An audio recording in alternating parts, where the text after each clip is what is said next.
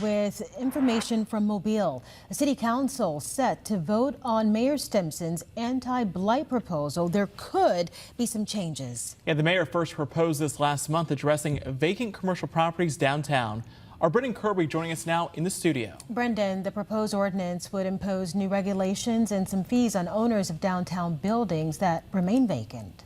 Yeah, that's right, Lenise and Cameron. The proposal has widespread support among city and business leaders, even some owners of vacant properties, but some say changes are needed to the ordinance before Tuesday's vote.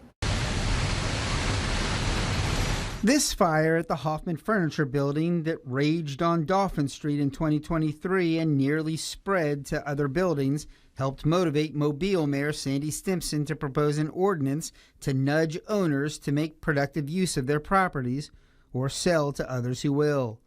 The proposal, modeled after programs in many other cities, would require property owners to register commercial properties in the downtown area that have been vacant for at least 6 months.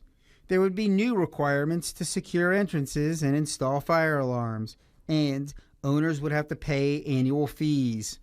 Tom Townsend, who co-owns the Hoffman Building and 4 other vacant structures downtown, says many long vacant properties have been owned for decades by families whose current owners don't have the money or time to redevelop them. He says prodding them to sell is good. But if you bought them for an investment use, you probably paid a lot more money for them.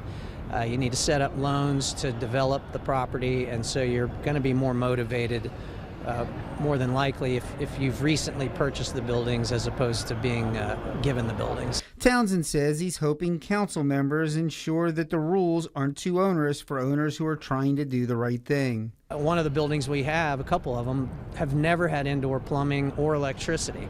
Most buildings 200 years old didn't need parking. They didn't have cars. So yes, that if you have some of the older buildings in Mobile, that adds the complexity and cost to trying to get those buildings back functional. City Councilman Ben Reynolds is sympathetic.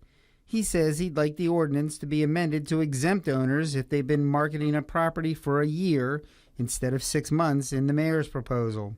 Councilman Reynolds also says that rather than requiring owners to self-report, it should be up to the city to notify them. And he says he'd like a graduated fee so that owners of bigger buildings pay more. My goal is to take some subjectivity out of the ordinance, make sure that the property owners in downtown Mobile have a very clear idea of what they're expected to do and follow, and no individual or government personnel can put their thumb on you just unnecessarily or arbitrarily. A spokesman for the mayor says the administration is open to changes, but he tells me that officials want to make sure that any changes don't undermine the original goal.